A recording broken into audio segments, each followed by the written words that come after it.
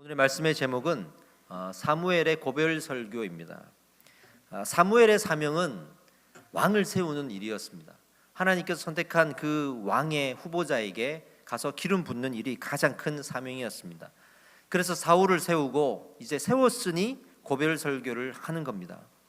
그러나 나중에 이 사울은 하나님 앞에 범죄하게 되고 그 왕위에서 죽음으로 내려오게 되죠. 이후에 사무엘을 다시 부르셔서 하나님이 다윗에게 기름 붓게 하시는 여정이 이후에 그려집니다. 오늘 이 장면은요, 사울을 왕으로 세우신 직후에 왕을 공식적으로 임명하는 어떤 행사, 그게 바로 대관식이라고 합니다. 이 대관식을 할 때 고별 설교를 겸해서 하고 있는 것이죠. 사무엘이 자기의 통치권을 왕에게 이양하는 자리이기도 하고 또 사울이 공식적으로 왕이 되는 자리이기도 하는 뜻깊은 자리가 되는 것입니다. 그런데 성경은 이 고별 설교와 대관식이 함께 어우러진 자리에서 어디에 집중하고 있는가? 성경은 대관식보다는 이 고별 설교에 집중하고 있습니다. 그리고 이 12장 전체를 사무엘의 고별 설교에 다 할애를 하고 있는 것을 보게 됩니다. 그만큼 이 내용 안에 이 이스라엘뿐만이 아니라 우리에게 주는 큰 메시지가 있다는 것이죠. 사무엘의 이 고별 설교가 주목받는 드러나는 이유가 뭐냐? 인간적인 고별 설교하고 지금 다릅니다. 인간적인 고별 설교하면 무엇을 우리가 연상할 수 있겠습니까?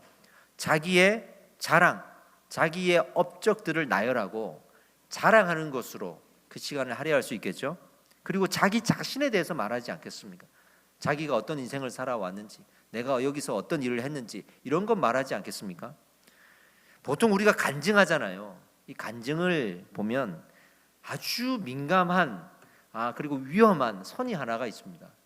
이걸 잘못하면 자기 자랑이 되고 이거를 잘해야 하나님이 영광 받으십니다. 그 선이 뭐냐면 하나님을 아는 거예요. 간증은 어떤 특별한 은혜된 사건이 있었다는 거잖아요. 그 은혜된 사건 안에 하나님이 어떻게 역사하셨는지에 대한 하나님을 아는 지혜가 있어야 됩니다. 이걸 모르면 하나님의 이름은 언급하지만 자기 자랑이 될 수 있어요. 지금 사무엘이 자기 자신을 어떻게 하나님이 인도하셨는지를 말하고 있는 겁니다. 그 안에서 사무엘이 얼마나 하나님과 깊은 관계를 맺어왔고 하나님을 잘 알고 있는지가 드러나는 거죠. 하나님은 그렇게 사무엘을 드러내고 사무엘은 하나님을 드러내고 있습니다. 사무엘이 하나님을 어떻게 드러내는가 살펴보면 설교를 시작하면서 백성들에게 묻습니다. 내가 여러분들 앞에 범죄한 것이 있으면 말하십시오. 또 하나, 내가 이스라엘을 왕이 없는 상태에서 다스려 왔는데 내가 다스리면서 불법한 일을 저질렀거나 여러분들을 힘들게 했다 그러면 말씀하십시오. 묻습니다. 마치 스스로 청문회 하듯이 묻습니다. 백성들이 그런 일은 없었습니다라고 말합니다. 이거는요, 왕이 들으라고 하는 말이에요. 앞으로 왕이 이렇게 통치해야 된다는 것을 말하고 있는 겁니다. 그리고 이제 본론을 시작합니다. 8절 말씀을 한번 읽어보겠습니다. 8절입니다. 읽어봅시다. 야곱이 애굽에 들어간 후 너희 조상들이 여호와께 부르짖음에 여호와께서 모세와 아론을 보내사 그 두 사람으로 너희 조상들을 애굽에서 인도해 내어 이곳에 살게 하셨으니 아멘. 설교를 시작하면서 무슨 이야기로 시작하냐면 애굽에서 이스라엘을 건져내시고 구원하신 하나님에 대한 이야기로 시작합니다.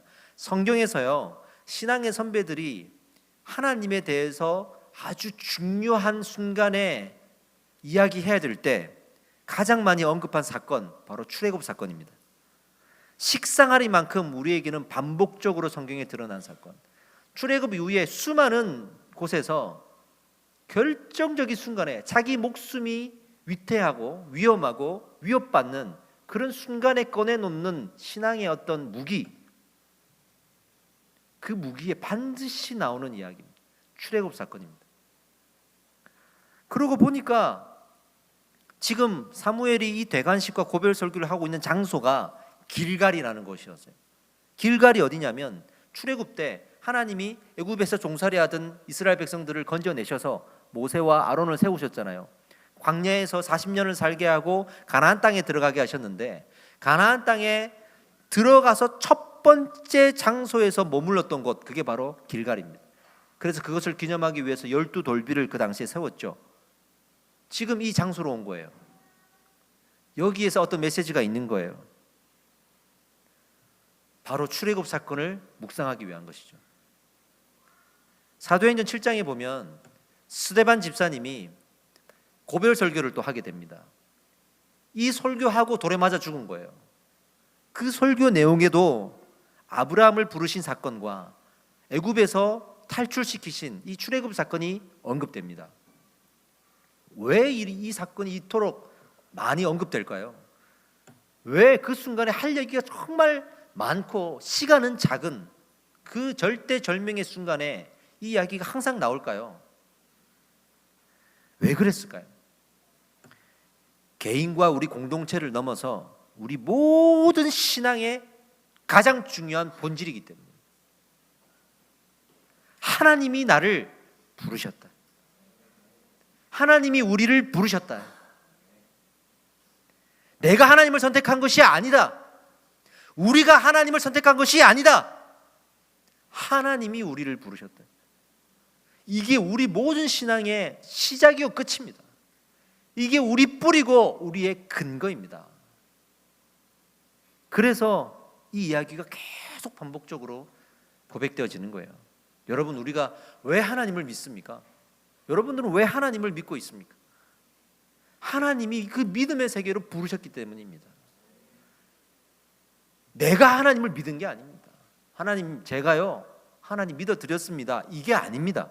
하나님이 여러분들을 불러서 이 자리까지 인도하신 거예요. 우리의 공로는 없고 전적으로 하나님의 은혜입니다. 이 신앙을 말하고 있는 거예요. 사무엘이 사울과 이스라엘 앞에 이 신앙의 뿌리를 다시 말하고 있는 거예요. 이 길갈에서 왕을 세우고자 하는 이 자리에서 과연 우리는 무엇을 묵상해야 하는가? 출애굽 사건은 그렇게 이스라엘 역사의 어떤 구원의 역사입니다. 상징적인 역사이죠. 이스라엘 그 존재 자체의 시작이면서도 끝입니다. 그 출애굽 사건에서 하나님이 애굽 땅에서 종살이하던 이스라엘 백성들을 건져내지 않으셨으면 이스라엘은 여기까지 올 수가 없었겠죠. 그래서 중요한 겁니다. 그런데 왜 굳이 대관식에서, 왕을 공식적으로 세우는 대관식에서 이 말을 꺼냈냔 말이죠. 다 잊어버렸으니까. 그 신앙을 잊어버렸으니까. 지금이라도 그 신앙을 찾으라고 말하고 있는 겁니다. 누구에게? 이스라엘 백성뿐만이 아니라 세워질 왕에게, 사울에게. 지금 이 사울이 설교를 듣고 있단 말이에요. 이 사울에게 그 신앙 다시 찾으십시오 라고 말하고 있는 겁니다. 우리 연말에 한 해를 돌아보지 않습니까? 여러분들은 무엇을 돌아보고 계십니까? 얼마나 내가 한 해 동안 성공했는지, 얼마나 실패했는지, 무엇이 잘 되고 행복했는지, 무엇이 안 되고 아팠는지, 이런 거 돌아보게 되잖아요. 그런데 더 중요한 게 있습니다. 우리 신앙을 가진, 믿음을 가진 사람들이 꼭 돌아봐야 될 내용이 있습니다. 뭐냐면 하나님이 나를 어떻게 인도하셨는가를 돌아보셔야 됩니다. 네? 세상적인 마음으로 돌아보면요, 나름 이렇게 좀 만족한 사람은 하나님께 감사하겠죠. 네, 만족하지 않은 사람이 더 많을 거예요. 그러면 하나님께 원망이 나와요. 그렇게 인생을 돌아보시면 안 됩니다. 그게 아니라 하나님이 한 해 동안 나를 어떻게 인도해 오셨는가를 돌아봐야 됩니다. 여러분, 지금 나를 이 자리에 있게 하신 하나님의 은혜를 믿으십시오. 하나님이 한 해 동안 내가 이 자리에 있도록 인도하신 겁니다. 여전히 지금도 나를 포기하지 않으시고 구원을 이루어 가시도록 하나님은 은혜를 베풀고 있습니다. 그것이 우리에게는 가장 큰 은혜요, 돌아봐야 될 우리의 인생 아니겠습니까? 이스라엘이 사사시대를 지나면서 무엇을 돌아봤냐면 세상의 눈으로 돌아본 거예요. 우리는 왜 저런 주변의 강대국처럼 강하지 못했는가? 우리는 왜 저 주변의 강대국이 가지고 있는 그 강한 왕을 가지고 있지 못하는가? 이거를 돌아봤기 때문에 하나님 앞에 가서 뭐라고 요청했습니까? 우리도 왕을 갖고 싶습니다. 사무엘이 정말 잘 통치하고 있잖아요. 왕이 없어도 사무엘이 스스로 청문회처럼 물은 것처럼 불법을 저질렀습니까? 백성들이 힘들게 했습니까? 죄를 지었습니까? 무슨 문제가 있습니까? 그럼에도 불구하고 왕을 요구하는, 왜? 전쟁의 왕, 정복의 왕, 힘을 키울 수 있는 왕을 원했기 때문에 하나님 앞에 그 왕을 요청했던 것이죠. 오히려 왕이 없는데도 불구하고 이렇게 그 강대국 사이에서 이 나라를 지킬 수 있도록 사사시대에 전쟁 때마다 은혜를 베푸셔서 승리하게 하신 하나님에 대한 감사는 잊어버리고 더 강하지 못한 것을, 더 정복하지 못한 것에 대한 아쉬움을 가지고 그 은혜와 사랑을 돌아보지 못하는 이 신앙 말입니다. 이것을 지금 말하고 있는 겁니다. 여러분, 하나님의 은혜가 없었으면 우리 여기까지 못 왔습니다. 내가 갖고 싶은 거 좀 못 가지고, 내가 하고 싶은 거 좀 못했다고 해서 우리가 감사를 잃어버리면 안 되는 이유가 바로 여기에 있는 것입니다. 사무엘이 그 사실을 말하고 있는 것이죠. 우리 성경을 봅시다. 11절에서 12절 말씀을 한번 읽어보겠습니다. 시작. 여호와께서 요룹바알과 베단과 입다와 나 사무엘을 보내사 너희를 너희 사방 원수의 손에서 건져내사 너희에게 안전하게 살게 하셨거늘 너희가 암몬 자손의 왕 나하스가 너희를 치러옴을 보고 너희의 하나님 여호와께서는 너희의 왕이 되심에도 불구하고 너희가 내게 이르기를 아니라 우리를 다스릴 왕이 있어야 하겠다 하였도다. 왕이 없는데도 안전하게 살게 하셨거늘, 이 말. 왕이 없는데도 안전하게 살게 하셨거늘, 이 말. 사울을 왕으로 세우는 자리인데 이 말을 하고 있는 거예요. 사울이 듣고 있는 자리인데 이 말을 하고 있는 거예요. 여기에 더해서 이런 말도 합니다. 하나님이 그 죄악을 드러낼 것이다. 드러낼 것이다. 그러니까 지금부터라도 정신 똑바로 차리고 하나님 똑바로 믿고 그 신앙으로 돌아가십시오 라고 말하고 있는 겁니다. 왕을 세우는 자리에서 왕의 문제를 지금 드러내고 있는 꼴이에요. 왕 앞에서 아부를 해도 부족할 마당인데 어떻게 보면 좀 잘 보여서 그 밑에서 또 한 자리를 할 수 있고 어떤 유익을 얻을 수 있고, 지금 여기서 말 잘못하면 사무엘이 아직 왕이 되기 전이니 가만히 있지, 사울이 왕이 되고 나서 마음 잘못 품으면 그냥 죽는 거거든요. 그 왕 앞에서 아부하지 않고 이 이야기를 지금 꺼내는 거예요. 사무엘이 왜 그럴 수 있었을까? 하나님을 두려워해서죠. 지난주에 우리가 설교한 대로 하나님을 더 두려워했기 때문에, 사울보다 하나님을 더 두려워했기 때문에. 하나님이 주신 이 두려움은요, 거룩한 두려움인데 절대로 버리지 말고 우리는 품어야 합니다. 하나님을 향한 두려움이기 때문에. 그래서 오히려 왕과 백성들에게 하나님을 우리가 같이 두려워하자, 죄 앞에서 같이 두려워하자 라고 선언하고 있는 겁니다. 여러분, 세상이 주는 두려움은요, 잊어버리고 버리려고 하게 됩니다.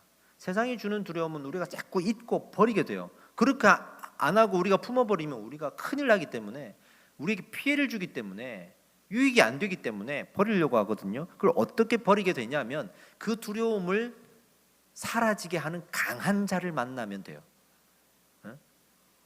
그 두려움을 없애주는 내가 의지할 대상을 만나면 돼요. 예를 들어서 돈에 대한 두려움이 있어요.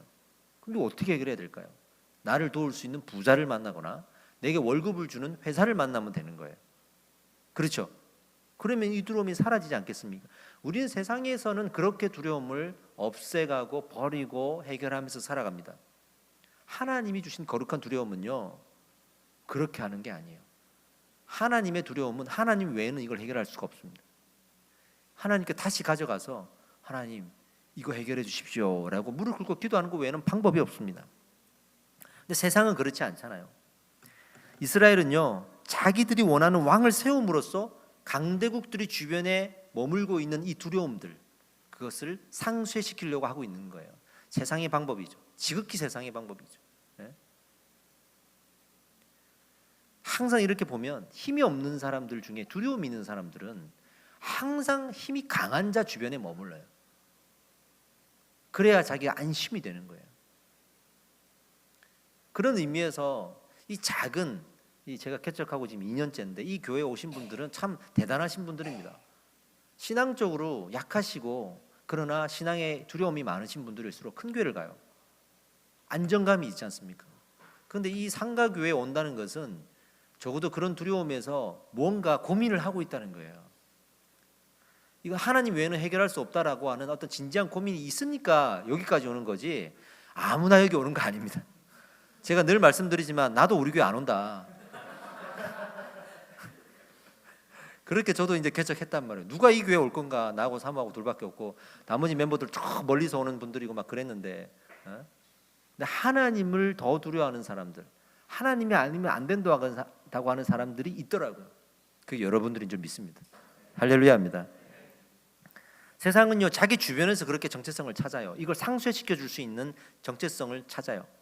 그래서 그 나를 인정해 줄 수 있는 사람을 찾죠. 인정받을 수 있는 어떤 무대가 있고 직장이 있고 사람이 있으면 우리는 그 두려움을 이길 수 있다고 생각을 해요. 근데 하나님께서 그 정체성을 알아야 되는데 그걸 모르는 거죠. 근데 이것을 이용하는 사단의 집단이 있습니다. 이렇게 하면 돼요. 거짓 진리를 감추고 그들이 그 두려움을 이겨낼 수 있는 무대를 주면 돼요. 무대를 주면 됩니다. 죄송하지만 제가 음악 하시는 분들을 예를 들겠습니다. 저랑 이렇게 예로 들게 너무 좋아. 이분들이 음악 하시는 사람들, 청년들, 교회에서 음악을 하고 싶거든. 하나님을 찬양하고 하나님을 예배하고 싶거든. 음악을 정말 하고 싶잖아요. 어떻게 하면 되냐면 멋진 무대를 주면 됩니다. 멋진 무대를 주면 돼요. 저 무대를 사모하게 만들면 돼요. 내가 저 자리에 설 수 있다. 그럼 열심히 하겠죠. 내가 저 자리에 설 수 있다. 저 자리에 서서 하나님의 영광을 들리리라. 그 무대를 만들어 놓으면 팬덤이 생깁니다. 그 다음에 어떻게 하느냐? 그 무대에서 거짓 진리를 선포하면 됩니다.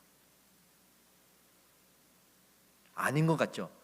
자기가 원하는 게 있기 때문에, 자기의 두려움을 상쇄시킬 수 있는 게 거기 있기 때문에 그 무대가 선포하는 것이 진리라고 생각해요. 연약한 사람들일수록 그렇게 생각합니다. 저 무대에서 선포되는 것, 정말 막 연예인을 신처럼 떠받드는 사람들이 있잖아요. 그 연예인이 콘서트에 와가지고 거짓말을 하고 거짓 진리를 얘기할 때 그것을 믿을 가능성이 상당히 많습니다. 그게 무서운 거예요. 그게 아주 무서운 거예요. 교회가 화려해질 때 이 점 상당히 유념하게 생각하셔야 됩니다. 저 역시도 저를 그렇게 돌아봐야 되는 거예요. 교회가 뭔가가 이뻐지고 화려해질 때 사람들은 거기에 눈을 돌리거든요. 그리고 거기에 내가 해야 될 일이 생기고 내가 기쁨을 만족할 수 있는 봉사가 생기고 그런 관계가 생기잖아요. 거기에 거짓 진리가 지나가면 못 봐요. 못 본다고.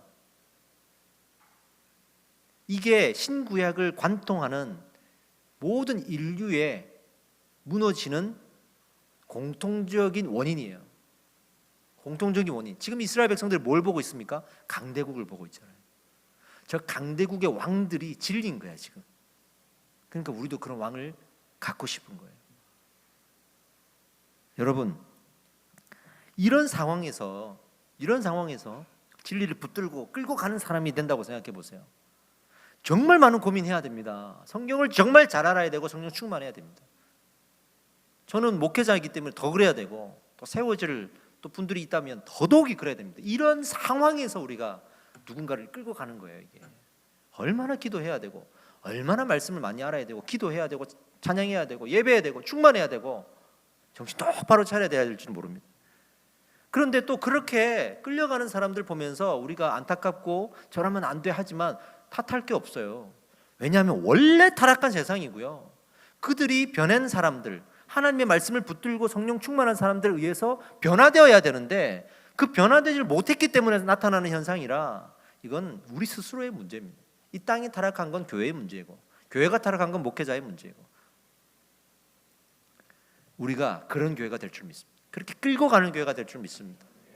여러분 성도들이 아무리 교회가 화려해지고 설령 제가 그런 것들을 잘못 보고 여기를 막 꾸민다 할지라도 여러분은 정신 똑바로 차리고 있어야 됩니다.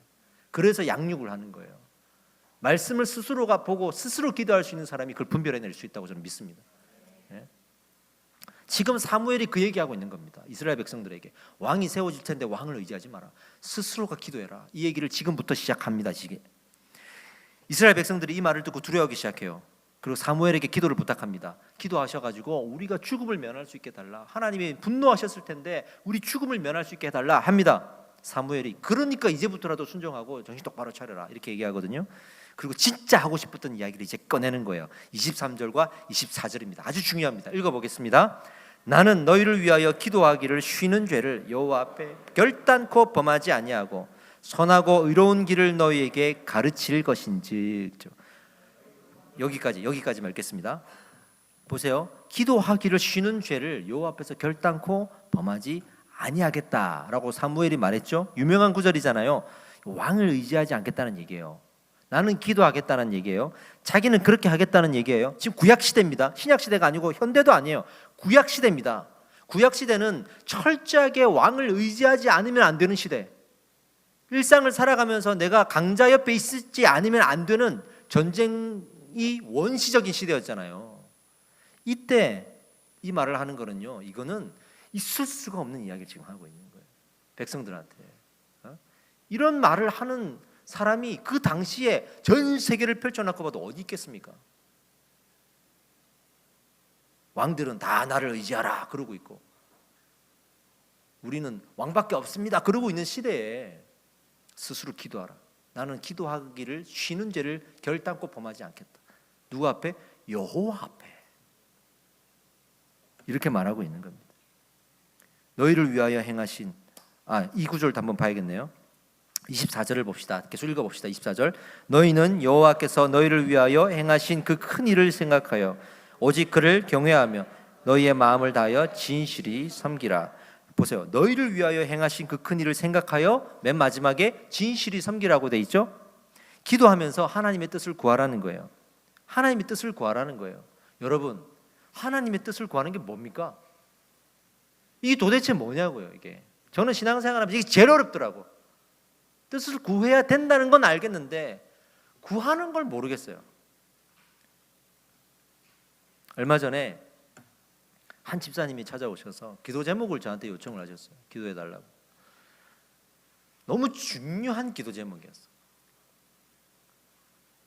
그럴 때 있거든요. 기도 제목을 받으면 되든 안 되든 하나님의 뜻입니다라고 편하게 말할 수 있는 기도 제목이 있고 하나님 이거 안 되면 안 되는데요. 이런 기도 제목이 분명히 있다고. 이게 기도 제목을 듣는데 그 앞에서는 결과보다 하나님의 뜻을 분별합시다 얘기는 했지. 뒤에서는 하나님 앞에 하나님 이 결과 나와야 됩니다. 이거 안 나오면 안 됩니다. 이렇게 기도가 나오잖아요. 목자는 늘 그렇게 기도할 수밖에 없어요. 여러분들이 저한테 기도 제목 가져와서 이게 뭐 이렇게 잘 돼야 되는데 못 되면 안 되는데 기도해 주세요. 그럼 제가 겉으로는 잘 되든 못 되든 내가 부하나 가난한 하나님의 뜻입니다 하지만 뒤로 가서 기도할 때 그렇게 기도하겠습니까? 하나님 잘 돼야 됩니다. 하나님 잘 돼야 됩니다. 기도할 수밖에 없는 게 이게 목자의 마음이잖아요. 그렇게 기도하는데 기도를 해도 뭔지를 모르겠어요. 이게 기도를 해도 답이 안 나오고 하나님 뜻도 모르겠고 걱정은 되고 나중에 기도하다가 지치니까 회개가 나오더라고요. 그렇지. 결국 내가 하나님의 뜻을 묻지 않고 무조건 잘 되게 해달라고 기도했으니 내가 잘못한 거지. 하나님 죄송합니다. 하나님 제가 회개합니다. 이렇게 기도했죠. 그렇게 기도하는 순간부터 제 마음에 하나님과 대화가 시작되더라고요. 하나님 저한테 그러셨어요. 그럼 이제부터라도 내 뜻을 한번 물어봐. 또 기도했습니다. 또 기도했는데 또 모르겠어요. 그 뜻이 무엇인지를 모르겠습니다. 기도해도 잘 모르겠어요. 모르겠습니다. 하나님. 하나님 또 그러세요. 그래, 잘 모르겠지. 그 쉽지 않을 거야. 원래 어려운 거야. 그러니까 더 기도해봐. 예. 또 기도했습니다. 모르겠어요. 근데 자꾸만 결과를 안 주실 것 같은 거야. 원래 이 기도가 길어지면 불안해지거든요. 또 하나님 모르겠는데 불안해요. 가는 거야. 하나님은 그러세요. 그래, 그럴 거야. 그거 당연한 거야. 하지만 더 기도해봐. 또 기도하는 거야. 또 기도합니다. 기도하다가 이렇게 제가 고백했어요. 하나님 이제 알 것 같습니다. 저는 싫지만 하나님 뜻대로 할게요. 저는 싫지만 하나님 뜻대로 할게요. 제가 포기할게요. 그런 기도가 나왔어요. 근데 하나님 이렇게 말씀하시는 거예요, 저한테. 그래, 참 잘하고 있다. 기도할 때는 그렇게 기도해야지. 오히려 결과를 다 내려놓았다는 사람들이 겸손한 것 같아도 사실 그 사람들이 기도를 제일 안 하더라. 고집 피우는 사람 보고 교만하다고 정죄도 하지만 내가 보기엔 뜻을 구한답시고 알아서 해주겠지 하고 기도 안 하더라. 그런데 정말 그게 큰 교만이야. 그거는 나를 의지하지 안 하고 이용하는 거야. 그 사람에게는 그리고 끝나는 거야. 그런데 말이야, 목숨 걸고 고집 부리는 사람들이 있더라. 그런데 그 중에는 진짜 귀한 사람들이 있더라. 어떤 사람은 끝까지 고집 피우다가 끝나버리지. 그런데 어떤 사람은 내가 끝까지 안 된다고 허락 안 하면 본인도 끝까지 고집을 피우는데 마지막에는 네, 그렇게 할게요 하고 돌아가더라. 그 사람이 진짜 귀한 사람인 거야. 나는 그렇게 기도하고 결국에는 순종하는 사람이 좋더라. 순종할게요 하고 기도 안 하는 사람보다 하나님 저 고집 피우고 싶어요 하면서도 맨 마지막에 네 하는 사람이 좋더라. 결국에는 자신을 구원하신 하나님 앞에 자기 고집을 꺾고 무릎 꿇는 사람이 좋더라. 그렇게 말씀하셨습니다. 사무엘이 그렇게 기도했습니다. 사울을 세우는 걸 보고 사무엘이 마음에 어떻게 했다 그랬죠? 근심했다 그랬어요. 하나님 이게 아닌데요. 왜 저 사람을 세우십니까? 하나님 이게 아닌데요. 그러면서 기도하면서도 하나님하고 대화하는 거예요. 그래? 기도해. 기름 부어줘. 마지막에 사무엘이 알겠습니다. 순종할게요. 한 거예요. 계속 기도한 거예요. 그게 오늘 이 표현대로 쉬지 않고 그렇게 기도한 거예요. 쉬지 않고 그렇게 기도한 거예요. 그의 설교에서 나오듯이 벌써부터 이스라엘에 대한 염려, 사울 왕에 대한 염려가 가득했음에도 그는 하나님 앞에 기도했습니다. 한편으로는 그래서 기도할 수가 있었습니다. 그래서 기도할 수가 있었습니다. 처음에는 왜 사울을 세우십니까? 하다가 그래도 하나님이 정하셨으니 순종할게요 하다가 그래도 하나님 또 왜 세우셨습니까? 하다가 아이 알았어요 또 내가 순종할게요 하다가 또 뭔 일 있으면 저것 보세요 또 왜 세우셨습니까? 하다가 또 그렇게 할게요 하다가 지나고 보니 쉬지 않고 기도하고 있었던 거예요. 우리는 되게 기도를 잘하는 사람으로 스스로 착각해요. 기도 한 방에 전 세계를 움직일 거라고 생각하는 그런 놀라운 믿음이 있어요. 지나가다가 생각 한번 한 것으로 나는 기도했다고 생각하고 생각 한번 한 것으로 이루어질 거라고 생각하는 본인 스스로가 전지전능한 기도자라고 생각할 수가 있어요. 기도는 그런 것이 아닙니다. 기도는요 하나님 앞에 고집 부리는 거예요. 하나님 제 솔직한 마음이 이겁니다라고 기도하는 거예요. 그런데 그 기도가 꺾이는 거죠. 하나님 앞에 꺾일 때가 있는 거죠. 들어주셨을 때 아멘 할렐루야, 안 들어줬을 때는 아멘 그래도 순종하겠습니다. 이게 기도죠. 믿습니다. 될 줄 믿습니다. 아 이제 기도 안 해도 됩니다. 저는 믿으니까요. 이건 기도가 아니에요. 이건 교만한 거예요. 하나님은요 솔직하게 우리가 기도하기를 원하십니다. 그런 사람들 보고 또 믿음 없다고 하지도 마세요. 원래 기도가 그런 겁니다. 원래 기도가 그런 겁니다. 할렐루야. 네. 주일날 제가 마지막에 축도하잖아요. 축복해달라고 기도하는 겁니다. 목사가 성도들에게 축복해달라고 기도한 거예요. 한 주간 지내면서 슬픈 일, 안타까운 일 저한테 들어오면 제 마음이 어떻겠습니까? 축복했는데 아이가 아프다든지 그러면 얼마나 마음이 안타깝습니까? 그러면 제가 어떻게 할까요? 또 하나님께 가는 거예요. 하나님 이거 왜 이런 일이 벌어졌습니까? 하나님 왜 이런 아픔을 주십니까? 축복했는데 왜 이런 일이 주십니까? 또 씨름하는 거죠. 기도하다가 또 기도하다 보면 하나님께서 말씀하시는 거예요. 그때 내가 알게 되는 거예요. 하나님의 뜻을 알 때까지 기도하는 거예요. 기도하다가 많은 분들이 응답이 없어요. 그러니까 된 줄로 알고, 응답이 없으니 안 된 줄로 알고, 그렇게 판단을 빨리 내리시더라고요. 전지전능한 자가 되어 있는 거예요. 기도는 알 때까지 기도하는 거예요. 그냥 기도하다 보면 하나님이 응답 주시는 거예요. 은혜 받을 때까지 예배하고 응답 받을 때까지 기도하는 거예요. 할렐루야. 그런 우리의 겸손한 자세를 가지고 하나님 앞에 나아간다 그러면 하나님께서 드디어 마지막에 물어보실 거예요. 어떻게 지금까지 기도해 왔어? 이렇게 기도해 왔어요. 내가 그렇게 너를 인도해 간 거예요. 그렇게 너희를 인도해 온 것이야. 그렇게 우리를 한 해 동안 인도해 왔고 내년 한 해도 인도해 가실 겁니다. 기도의 끈을 놓치지 마시기 바랍니다. 할렐루야. 말씀을 마무리하겠습니다. 제가 부교육자로 살면서 목회자로서 제일 힘든 성도가 누구였냐라고 물어보면 딱 생각나는 한 가정이 있습니다. 사실은요, 저한테 대들었거나 또 말을 안 들었거나 불순종했거나 이거는 생각나지도 않아요. 워낙 그런 사람이 많았기 때문에 생각나지도 않아요. 근데 누가 생각나냐면 기도해도 일이 안 되는 거야. 이게 안 돼도 이렇게 안 될 수가 없어. 그 가정에 제가 안 좋은 일로 신방을 얼마나 많이 했는지, 모든 제 인생에 목회자로서 신방을 한 그 역사에 한 가정이 그렇게 많은 신방을 한 적이 없고, 그 신방 전부 다 기쁜 일이 아닌 거예요. 다 슬픈 일인 거야. 안 돼도 그렇게 안 될 수가 없어. 늘 하나님, 아니 이렇게까지 했는데 하나님 좀 일이 잘 돼야 저도 좀 체면했을 거 아니겠습니까? 네? 이런 생각이 들 거 아니에요. 그래서 나중에 그 성도를 제가 붙잡고 기도했어요. 가면 눈 좀 감아봐라. 사탄아 물러가라. 이 사람이 사단이 지금 역사하나?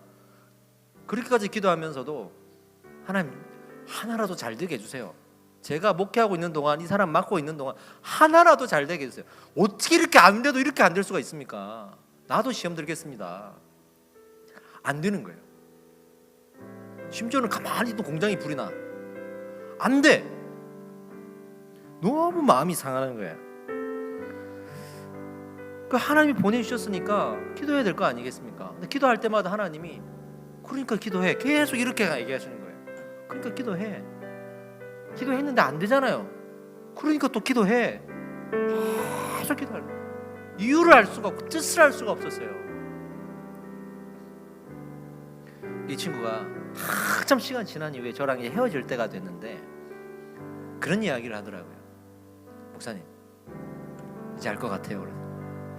왜 그랬을까? 저를 돌이키게 하시려고 그런 것 같아요. 그래요. 뭐를 그랬더니 그런 게 있어요. 몰라도 돼요. 저를 돌이키게 하시려고 옛날부터 부르심이 있었는데 제가 계속 거절했거든요. 목사님께 순교 왔는데 돌이키라고 하시는 것 같아요.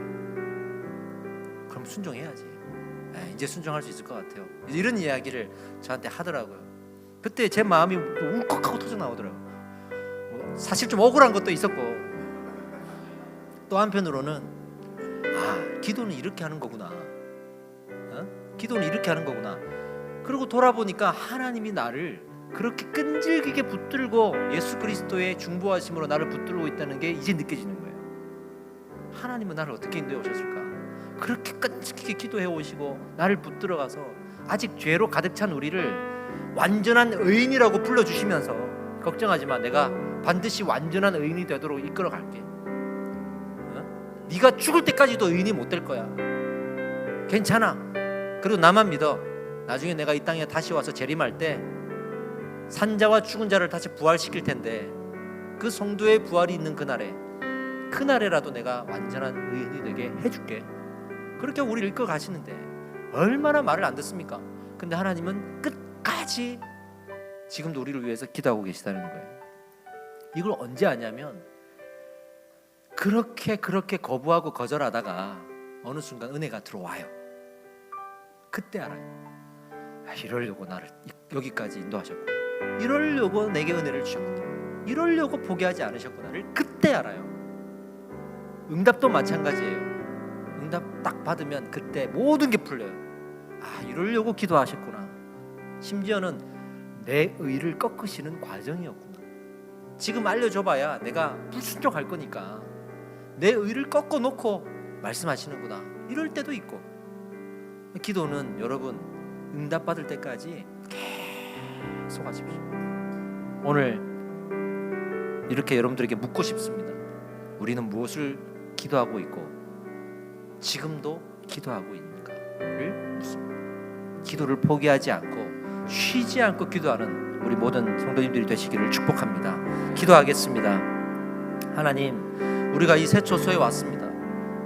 눈에 보이는 것보다 더 깊은 예배, 더 기도하는 우리 신앙을 갖도록 하나님 인도하여 주시옵소서. 올 한 해 은혜가 부족했습니까? 그 은혜를 채우게 하시고, 기도가 부족했습니까? 기도를 채우게 하셔서 이제 2020년을 바라보며 세상적인 체험으로 갈망하지 않게 하시고 영적인 체험을 가지고 갈망하게 하여 주시옵소서. 오늘도 하나님 그렇게 인도하실 줄 믿습니다.